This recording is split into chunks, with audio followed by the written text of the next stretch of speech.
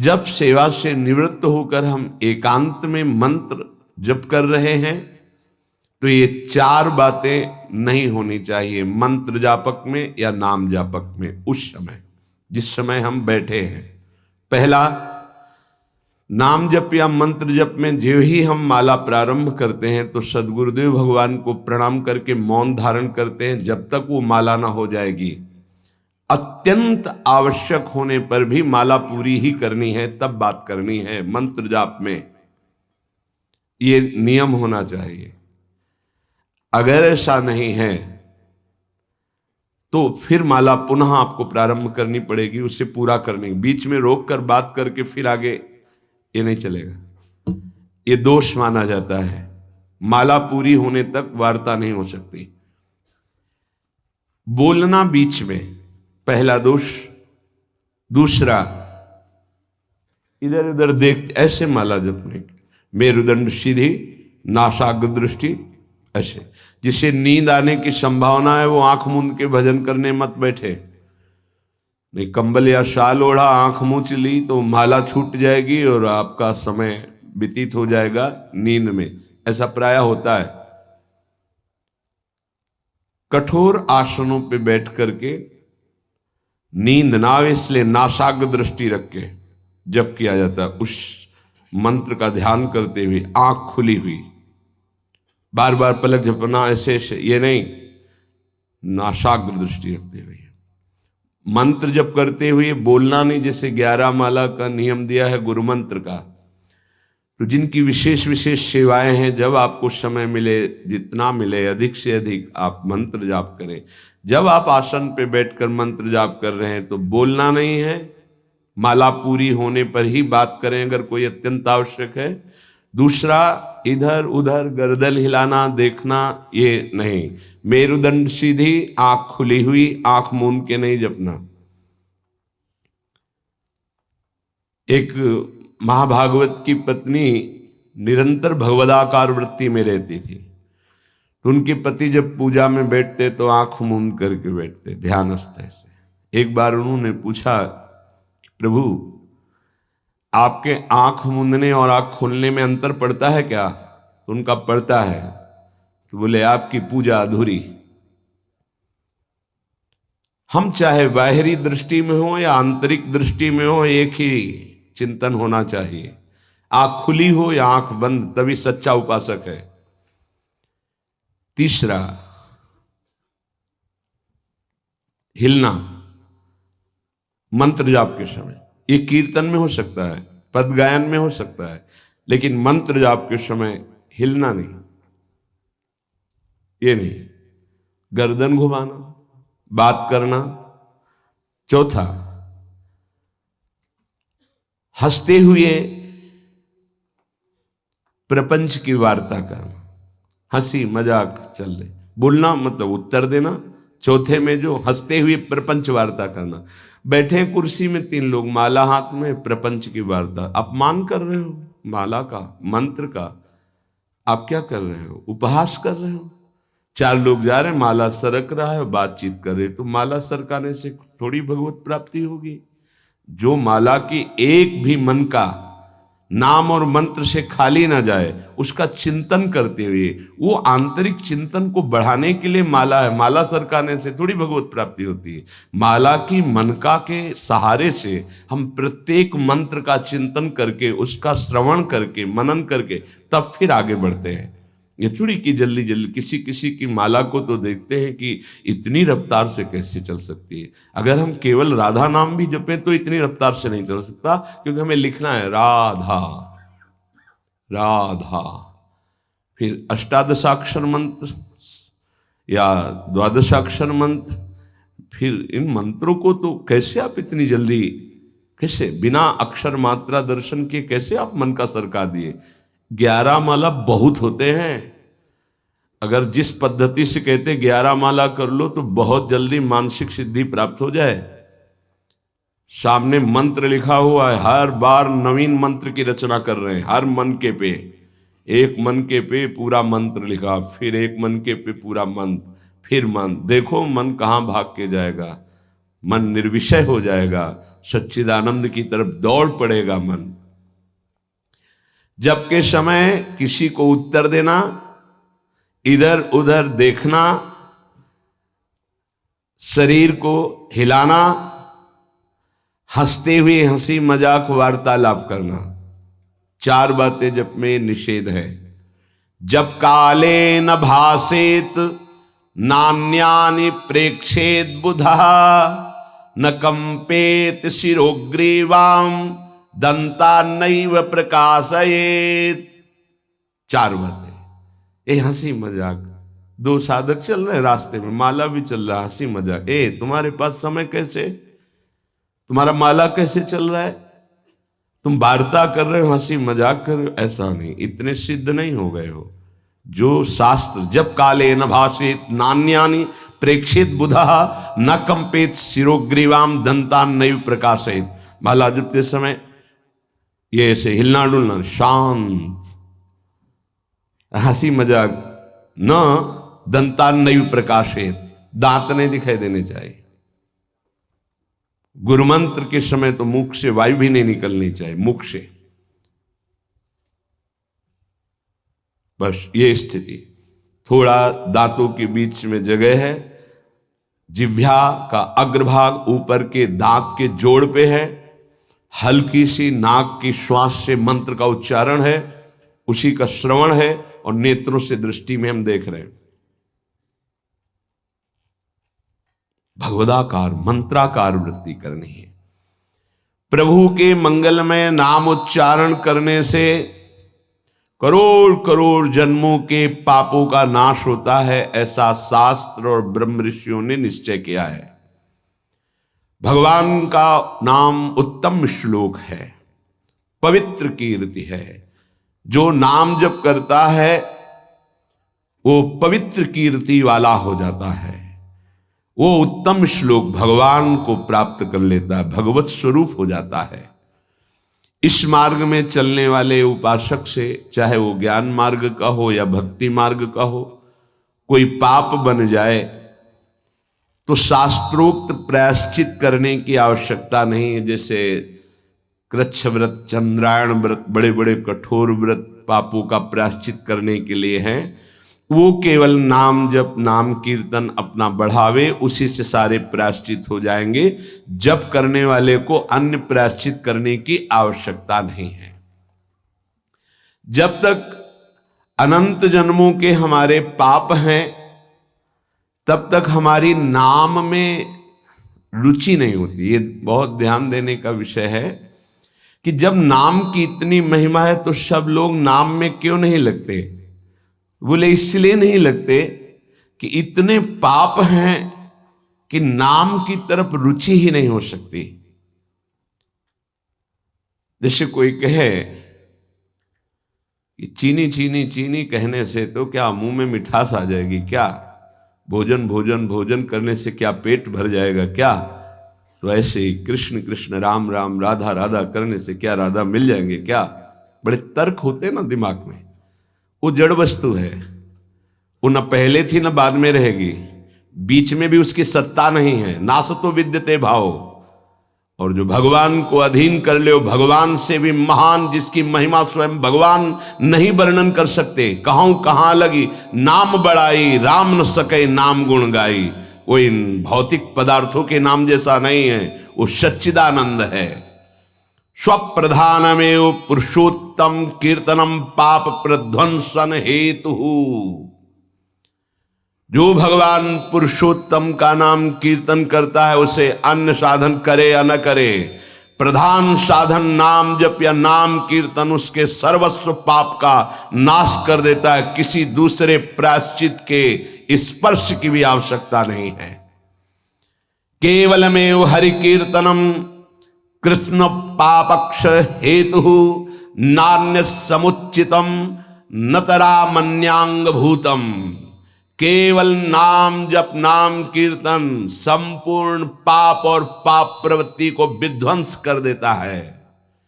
अन्य किसी साधन के अंगभूत की आवश्यकता नहीं है। हो रहा है अच्छा, नहीं हो रहा तो चिंता की बात नहीं है।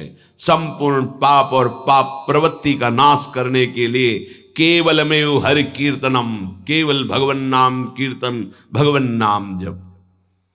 नरक हेतु संस्कारः प्रायश्चित्त निर्वत्ते न सजाति योत्पादकः भक्त्या पुनरुभव विधोपीति भक्तेरे वात्यंतिक शुद्ध हेतुत्वम न कर्मणाम।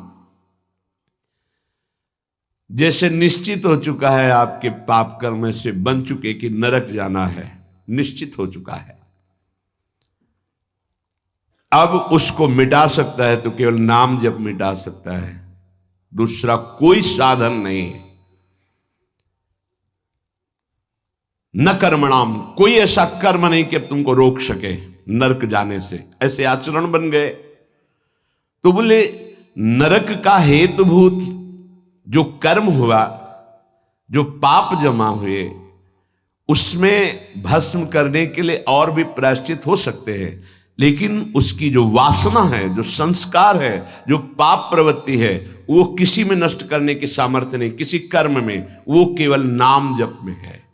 नाम बड़े बड़े पापों को विध्वंस करके पाप के वासना, संस्कार, प्रवृत्ति का नाश कर देता है। संस्कार निवृत्त हो जाना है बहुत कठिन बात है, पाप निवृत्त होने के तो बहुत साधन बताए गए हैं। अतः एकमात्र नाम जप, नाम कीर्तन पाप प्रवृत्ति, पाप संस्कार, संस्कारों की निवृत्ति कर देता है। अत्यंत शुद्धि साधन मावृत्ति गुणकम कृष्ण कीर्तनम अत्यंत शुद्धिश्च सह वासनाभि पापानां परिचयः भविष्यद्भि पापैरनुपश्लेषः फलमावृतिः प्रारब्ध परिक्षये च युक्तमेवावृत्तोपेक्षणम्।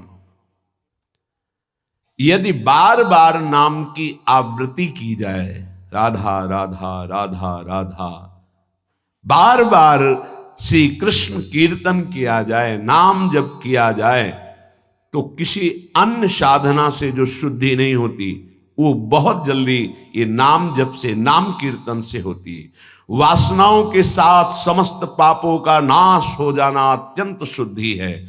भविष्य में कभी किसी पाप का संपर्क जो भूल से, चूक से, कुसंग से उपासक से बन जाता है, वो तत्काल भस्म हो जाता है। तत्काल इतनी भीषण जलन प्रायश्चित पैदा होती है कि उसके लिए नहीं कि अभी का पाप शाम तक भी टिक पाएगा, नहीं, तत्काल प्रायश्चित होता है। नाम जप से तत्काल ग्लानि, इतनी जलन क्यों, भस्म हो जाता है। और अगर उपासक चाहे तो प्रारब्ध का क्षय भी कर देगा। प्रारब्ध अर्थात जो शरीर भोग निश्चित हो चुका है, ऐसा न समझे कि नाम जापक भजन करने वाला प्रारब्ध क्षय नहीं कर सकता। हर रोग को नष्ट करने की सामर्थ्य है, पर वो अपने नाम जप की जो आवृत्ति कर रहा है, अव्यावृत भजनात्, बार बार नाम जप कर रहा है, वो आराध्य देव के विधान को जानकर सुखी होने वाला उपासक हो जाता है। पाप क्षय हुआ, पाप की प्रवृत्ति का नाश हुआ, आगे भूल चूक से पाप हो जाए उसका भस्म करने की सामर्थ्य उसमें, प्रारब्ध को क्षय करने की सामर्थ्य होते हुए भी भक्त अपने प्रारब्ध को क्यों भोगता है? क्योंकि वो उस भजन से अपने आराध्य देव को प्रसन्न देख करके, मन जहां है सावई मना कृष्ण पदारविंदेव, अब उसे प्रारब्ध कोई दुखद नहीं लगता, अपने स्वामी का मंगल विधान लगता है, वो उसे सहज में भोग लेता है। यदि चाहे तो उसे तत्काल भस्म कर दे प्रारब्ध को। आगे इसका वर्णन करते हैं। अप्रारब्ध प्राचीन पापक्षय सकृत कीर्तनमेव साधनमिति निरपवादम अन्नवचनानि संत्य अनंतानि। प्रारब्ध से भिन्न पापों का क्षय समझना। अप्रारब्ध प्राचीन पापक्षय, बिना प्रयास के नाम जप से वो क्षय हो जाते हैं। प्रारब्ध के लिए संकल्प करना पड़ता है और भक्त संकल्प रहित होता है, इसलिए प्रारब्ध को भोगता है। जो प्राचीन पापाक्षय अप्रारब्ध, जो प्रारब्ध में नहीं है, पूर्व संचित जमा पाप कर्म है, वो सकृत कीर्तन में साधनमिति, एक ही साधन भगवन नाम कीर्तन, भगवन नाम जप, वो स्वाभाविक नष्ट हो गया। निरपवादम, इसमें किसी का कोई तर्क नहीं है। पर प्रारब्ध को क्षय करने के लिए संकल्प करना होता है। ये मेरा रोग नष्ट हो जाए, ये कभी भक्त नहीं कर सकता। इसीलिए बड़े बड़े संतों को कष्ट में देखा गया, शारीरिक। अप्रारब्ध स्वाभाविक क्षय हो जाएगा, पर प्रारब्ध के लिए संकल्प करना पड़ेगा। इसलिए भक्तजन अत्र वचनानि संत्यनंतानि, संतों के अनंत वचन पाए गए। क्या कि जैसे मेरे प्रभु रख रहे हैं वैसे मैं बहुत राजी हूं। मेरे स्वामी जैसे मुझे रख रहे हैं, जोई जोई प्यारो करे सोई मुहि भावे, तेरा किया मीठा लागे। क्या बड़े बड़े महापुरुष के तेरा किया मीठा लागे। प्रभु आप जो विधान कर रहे हो वो प्रारब्ध क्षय के लिए संकल्प नहीं करते। कीर्तनात् पापक्षय तदा वृत्त्या तद विषयाणाम वासनानाम प्रचय अपचयश्च पापवासनानाम ततो भगवज्जनो सेवा सात्यताम तदुपवर्णित महिमनि भगवती पुण्य श्लोक शेखरे भगवती नैष्ठिकी भक्ति तत्शोकादि नाम अत्यंतोच्छेद ततः सत्वस्य परमोत्कर्षः तत्व साक्षात्कार ततो मुक्ति रीति अयमर्थः। ओहो, बड़ी अद्भुत बात वर्णन कर रहे हैं। ये कीर्तन केवल पाप का ही नाश नहीं करता, नाम जप, ये नाम जप बार बार जो आवृत्ति की जाती है, इससे उपासना की वृद्धि होती है, वासनाओं का नाश होता है। इसके पश्चात भगवत प्रेमी महात्माओं का सानिध्य मिलता है। ये बड़े गूढ़ विषय है। जब तक आपके पाप क्षय नहीं हुए तो आप संतों के सन्मुख नहीं पहुंच सकते। भगवत कृपा हुई, कैसे पाप क्षय हुए? श्रवण सुजस सुनी आयऊ, जब कान में श्रवण में हमारे भगवतीय सिद्धांत नाम महिमा पड़ी तो सुन सुन के हमारे हृदय में इच्छा जागृत हुई, चलो संत दर्शन करते हैं। भजन का फल हुआ संत दर्शन, नाम जप का, नाम कीर्तन का फल हुआ भगवत प्रेमी महात्माओं का सानिध्य संग।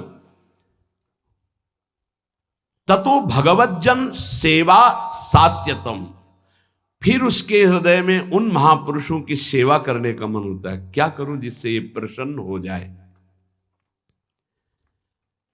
फिर उन महापुरुषों के द्वारा ततस तदुपवर्णित महिमनि भगवती पुण्य श्लोक शेखरे भगवती नैष्ठिकी भक्ति, कैसे प्रभु में निष्ठा जागृत होती वो उपदेश करते हैं। किनको? निज जनों को। निज जन कौन?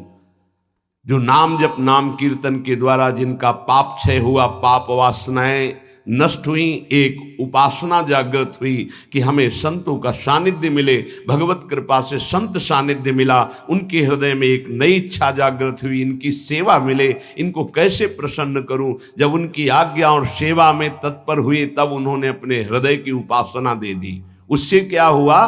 बोले भगवती नैष्ठिकी भक्ति, निष्ठा पूर्वक भगवान की भक्ति का जागरण हुआ।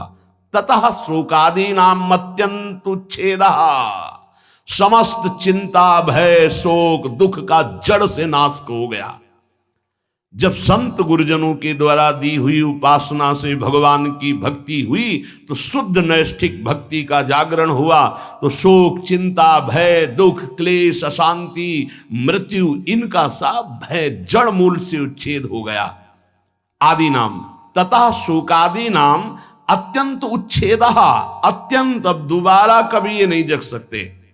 तथा सत्व से परमोत्कर्ष, अब उसके हृदय में प्रेम का उत्कर्ष हुआ। अगर वो चाहता है कि तत्व साक्षात्कार तो परमोत्कर्षः तत्व साक्षात्कार ततो मुक्ति, उसको तत्व बोध हो जाएगा और मोक्ष हो जाएगा।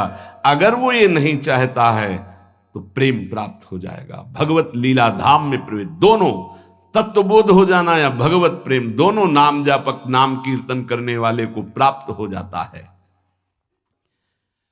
तो सर्वेशाम अपि भगवन नामम प्रत्येक मेहतादृशम सामर्थ्यम न चा नरक सृष्टे लानर्थक्यम दग्धेपि कश्चितम प्राचीने पापमनि। तब तो फिर नरक तो कोई जाएगा ही नहीं, तो नरक की सृष्टि करना व्यर्थ हो जाएगा। यदि नाम जब नाम कीर्तन सब करेंगे तो सबके पाप नष्ट हो जाएंगे, सब तत्वबोध, सब भगवत प्रेम प्राप्त कर लेंगे। तो नरक सृष्टि लानर्थक्यम, बेकार की नरक की सृष्टि हुई। दग्धेपि कर्तचित प्राचीने पापमनि, क्योंकि पूर्व पापी नरक में दग्ध करते हैं, जलाते हैं, कष्ट भोगवाते हैं, और वो तो नाम जब नाम कीर्तन से नष्ट हो जाता है।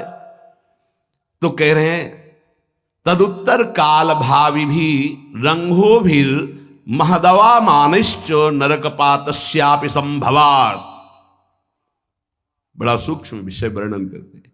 ना चावृत्ति गुणकमेव कीर्तनम सर्वस्यापि भविष्यतीति कश्चिदस्ति नियमः। एक तो सब नाम महिमा सुन भी नहीं पाएंगे। भारत में कितनी जनसंख्या है? 135-40 करोड़ तो है ही है। क्यों, ऐसे ही तो है 140 करोड़। क्या सब नाम महिमा सुनते हैं? क्या सब भगवान नाम कीर्तन करते हैं? नहीं। तो कह रहे हैं ये बात मत सोचो कि कोई नरक नहीं जाएगा, बहुत जाएंगे। क्योंकि नाम कीर्तन नाम जप में सब थोड़ी लगे हैं। दूसरी बात, जो नाम में लगे भी हैं वो कह रहे हैं कि संभावना है उनके नरक जाने की। कैसे? बोले यदि किसी महापुरुष का अपमान कर दिया, निंदा कर दी, वैष्णव अपराध बन गया, तो पतन होने का चांस हो जाता है। या आज्ञा शास्त्र की उल्लंघन करके कहीं ममता कर बैठे तो उसको पतन होने का चांस रहता है। बोले उदाहरण में आप बताइए कि नाम जापक कौन जो ममता करके अपनी स्थिति से भ्रष्ट हो गया?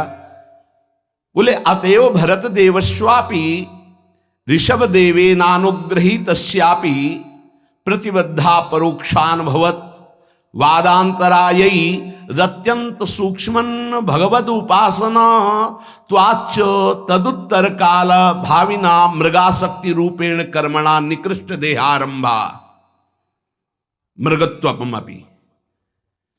जहां निरंतर भजन के लिए राज्य और पत्नी और पुत्र आदि का त्याग किया भगवान ऋषभ देव जी के पुत्र भरत जी, वहीं मृग की ममता में आकर के मृगाशक्ति रूपेण कर्मणा निकृष्ट देहारंभा, निकृष्ट देह मृग की प्राप्त कर लिए।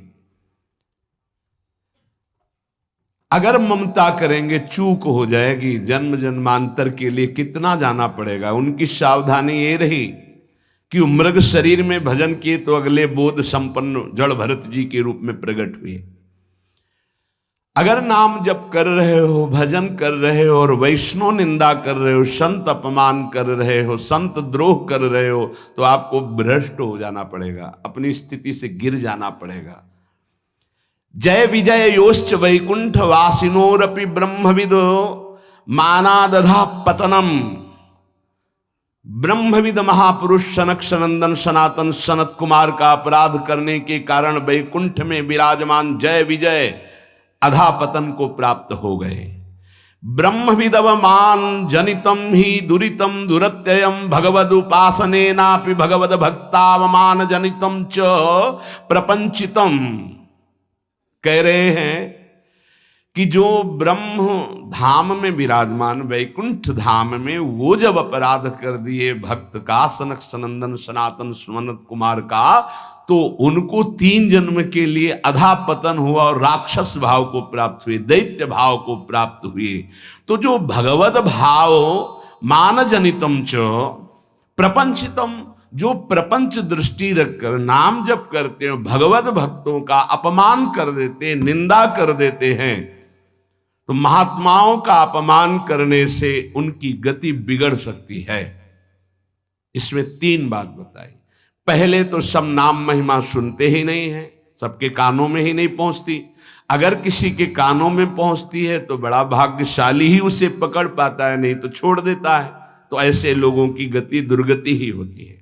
दूसरे जो नाम पकड़ते हैं उनमें कोई भाग्यशाली होता है कि किसी की निंदा स्तुति ना करते हुए, नाम जप करते हुए आगे बढ़ जाए। नहीं तो जहां नाम जप हुआ अपने में गुणाभिमान आने की संभावना होती है, अगर साधु संग ना हुआ, वो दूसरे संतों की फिर अवहेलना, निंदा, अपमान। देखो भाई, एक ही प्रभु हैं, 10-20 प्रभु नहीं हैं। उनके नाम अनंत हैं, उनके रूप अनंत हैं, उनकी उपासना अनंत है, उपासना की पद्धतियां अनंत हैं, मान सकते हैं। लेकिन प्रभु एक हैं, इसमें कोई संशय नहीं। अब प्रायः एक धर्मावलंबी दूसरे धर्मावलंबी की निंदा करना ही अपने धर्म की महानता समझी जाती है।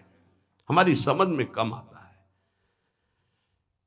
हम किसी की निंदा कर रहे हैं, किसी का अपमान कर रहे हैं, किसी की अवहेलना कर रहे हैं, तो हम अपने आराध्य देव की आज्ञा का उल्लंघन कर रहे हैं।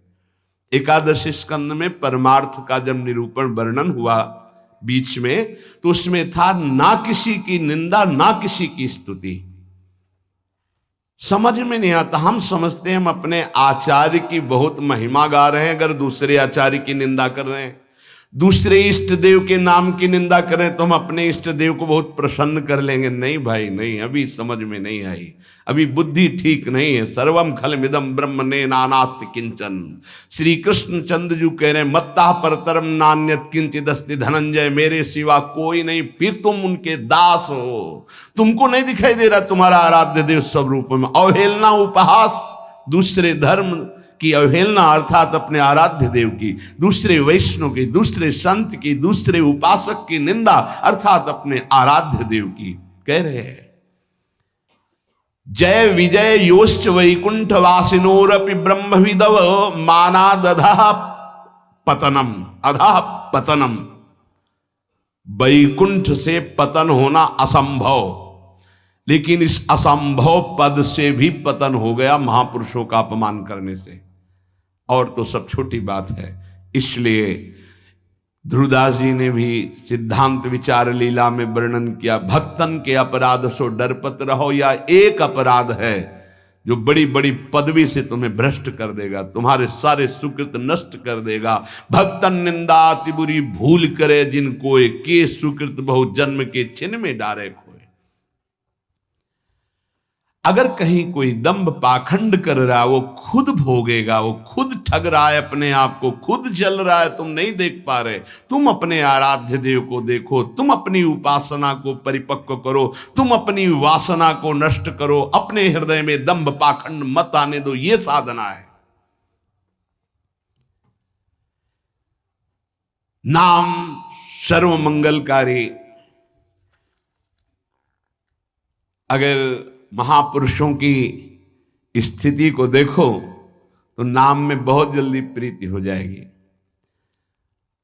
एक पलटू दास जी नाम के बहुत प्रेमी महापुरुष हुए हैं। पलटू दास जी बहुत बड़े भक्त हुए हैं, अवधपुरी में रहते थे।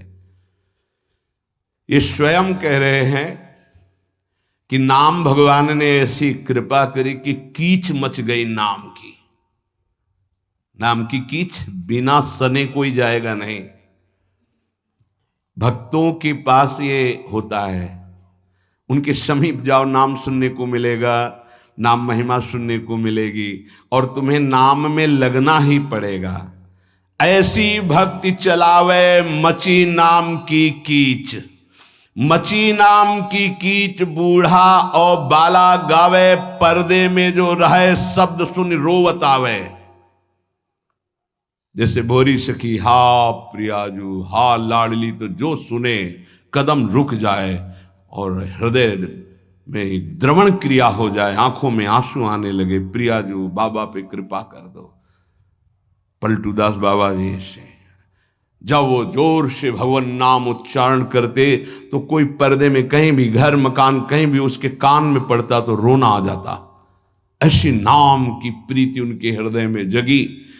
बोले कीच मचा दी नाम की अवध में, पलटू दास बाबा ऐसी भक्ति चलावे, मची नाम की कीच, मची नाम की कीच बूढ़ा और बाला गावे, पर्दे में जो रहे शब्द सुन रोवत आवे, सामने उपस्थित हो जाए। भक्ति करे निर्धार रहे त्रिगुण ते न्यारा, आवे दे लुटाए आप ना करे आहारा। जितना वैभव सुख संपत्ति आवे सब संत सेवा में, भगवंत सेवा में आप अपने हिसाब से चलना, ना करे आहारा, उस संपत्ति का भोग नहीं। भक्ति करे निर्धार, कोई आधार नहीं, कोई पदवी, कोई मोक्ष, कोई कल्याण, कोई निमित्त नहीं। सहज भक्ति रहे त्रिगुण ते न्यारा, सतोगुण रजोगुण तमोगुण तीनों से ऊपर उठा हुआ महापुरुष नाम जापक साधु। आवे दे लुटाए आप ना करे आहारा, आए हुए संपत्ति वैभव को संत सेवा भगवंत सेवा आप उसका भोग नहीं। मन सबको हरिले सबन को राखे राजी, सबन को राखे राजी, ये भक्ति की महिमा है। मन सबको हरिले सबन को राखे राजी, किसी का भी द्रोह नहीं। भक्त के सामने कोई भी आ जाए, किसी भी संप्रदाय का, किसी भी धर्म का, सबका आदर, सबका स्वागत, सबको सुख प्रदान करना। क्या जानो भक्ति का स्वरूप क्या है? मन सबको हरिले सबन को राखे राजी,